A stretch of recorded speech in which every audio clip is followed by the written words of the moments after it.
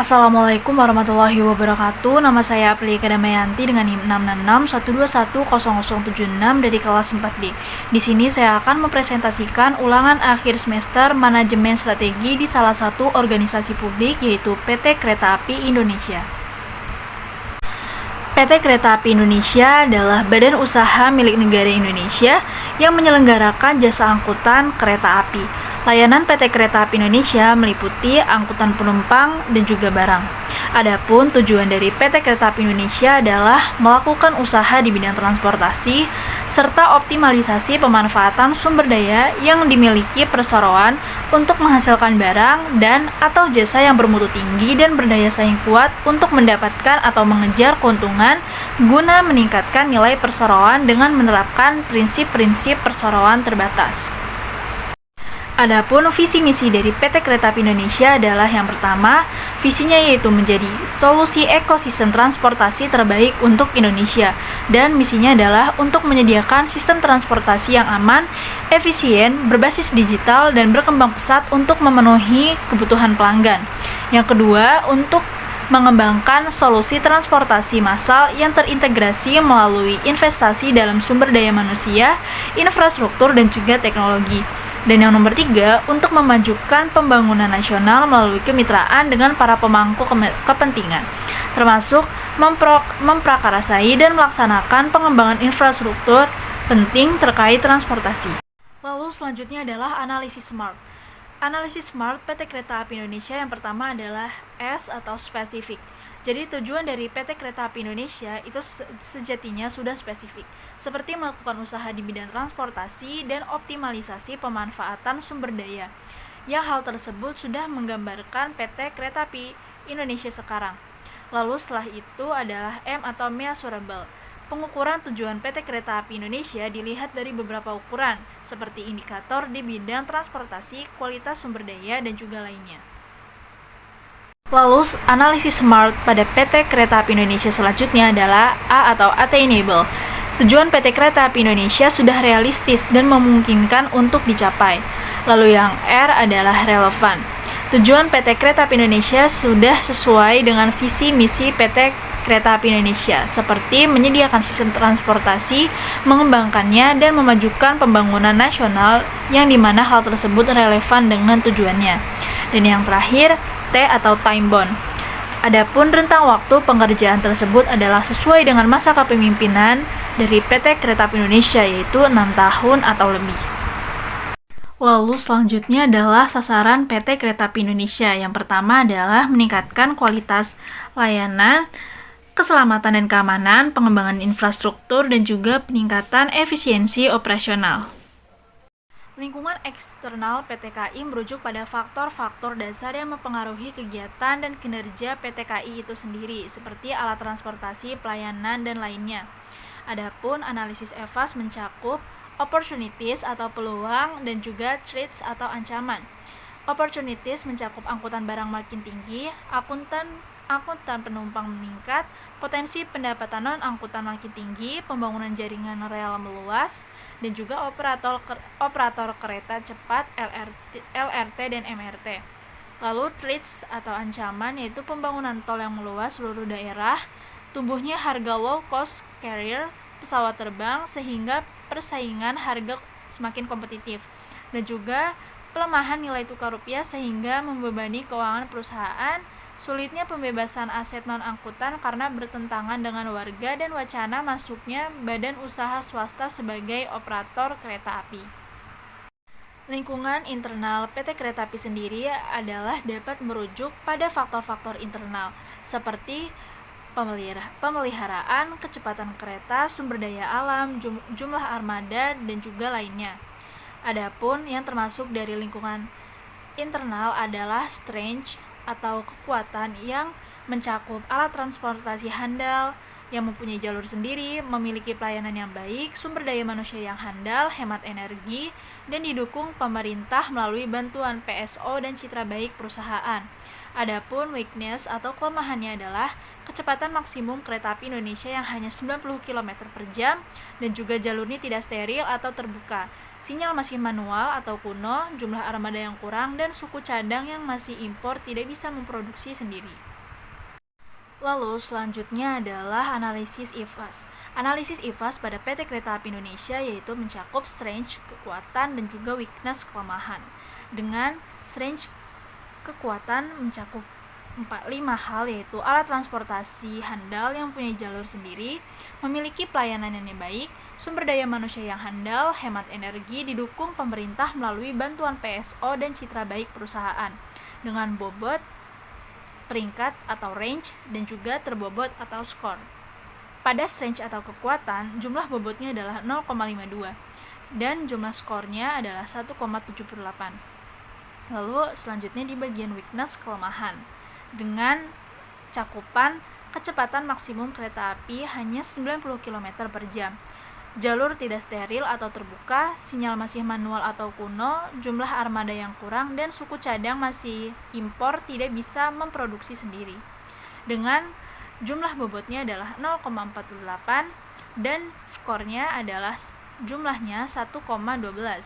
Dan total dari IFAS yaitu pada bobot senilai 1 dan pada skor senilai 2,90. Lalu selanjutnya adalah analisis EVAS. Pada analisis EVAS, PT Kereta Api Indonesia terdiri dari opportunities atau peluang dan juga threats, ancaman.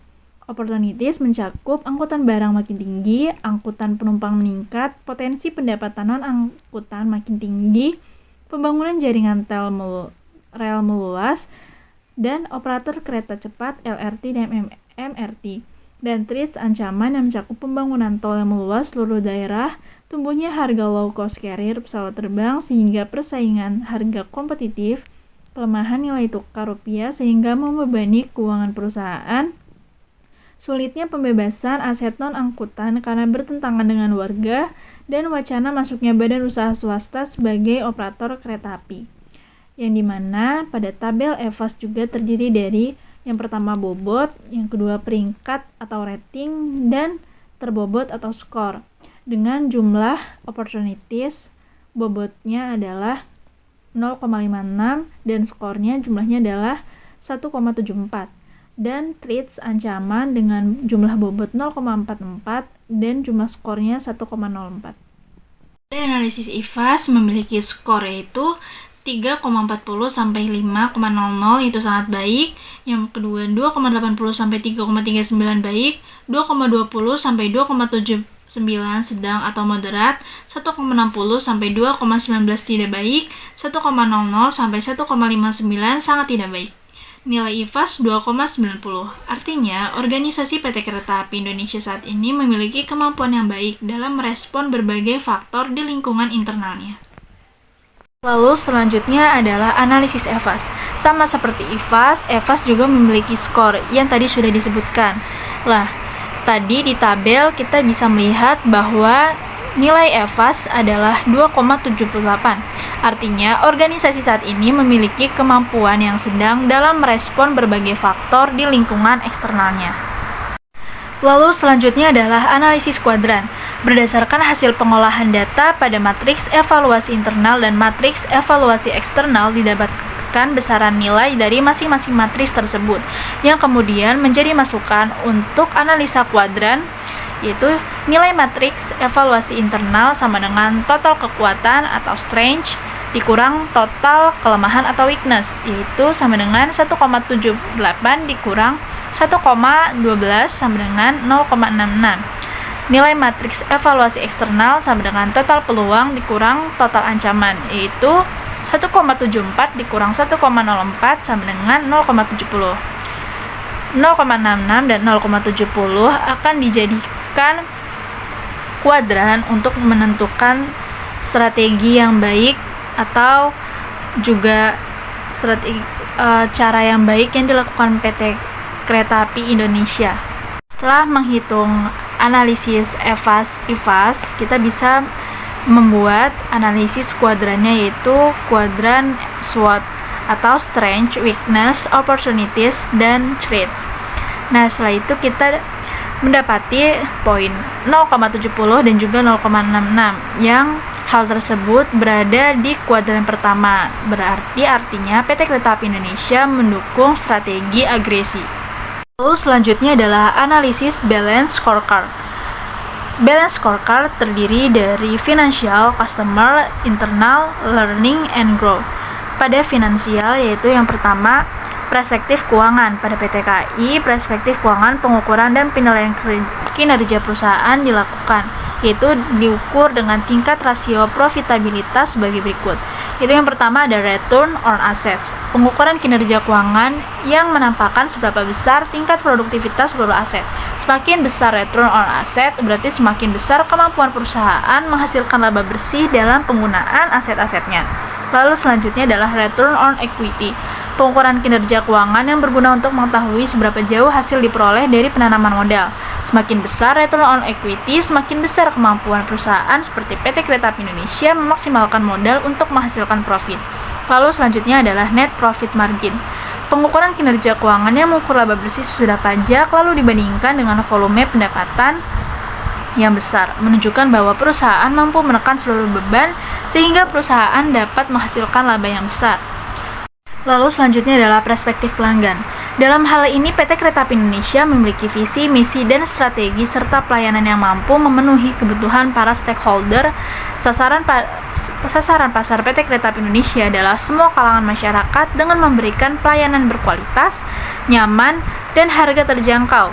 Banyak produk yang disediakan perusahaan dalam memenuhi semua kebutuhan para pelanggannya, baik dalam urusan pribadi hingga urusan bisnis. Untuk mengukur tingkat perspektif pelanggan, alat ukur yang digunakan adalah pertumbuhan pelanggan. Lalu selanjutnya adalah perspektif bisnis internal. PT KAI sendiri melakukan proses inovasi dan proses operasi. Dari data proses inovasi dapat diketahui PT Kereta Api Indonesia pada tahun ke tahun mengalami kemajuan yang pesat untuk memenuhi kebutuhan pelanggannya, dan hasil proses operasi PT Kereta Api Indonesia dari tahun ke tahun masih mengalami keterlambatan waktu kereta api barang datang. Hal ini disebabkan karena adanya proses bongkar muat pada kereta api barang, sehingga waktu penyelesaian selalu melebihi batas waktu toleransi. Dengan hal ini, PT Kereta Api Indonesia berupaya mengatasi masalah proses pengangkutan barang dengan menambah jumlah tenaga kerja sehingga waktu yang dibutuhkan untuk proses bongkar muat lebih efektif dan juga efisien. Lalu selanjutnya adalah perspektif pembelajaran dan pertumbuhan PT KAI atau learning and growth. Pada perspektif pembelajaran dan pertumbuhan, Kereta Api sendiri itu menggunakan employee turnover atau pengukuran kinerja pembelajaran dan pertumbuhan dengan mengukur jumlah pekerja yang keluar selama kurun waktu tertentu. Dengan rumusnya jumlah karyawan yang keluar dibagi total karyawan dikali 100%, dan juga employee training, yaitu pengukuran kinerja pembelajaran dan pertumbuhan berdasarkan kemampuan kompetisi pegawai dengan cara mengukur seberapa besarnya jumlah karyawan mengikuti pelatihan yang diberikan perusahaan. Dengan rumus jumlah karyawan training dibagi total karyawan dikali 100%. Sekian presentasi manajemen strategi. Saya ucapkan mohon maaf apabila banyak kekurangan dan terima kasih. Wassalamualaikum warahmatullahi wabarakatuh.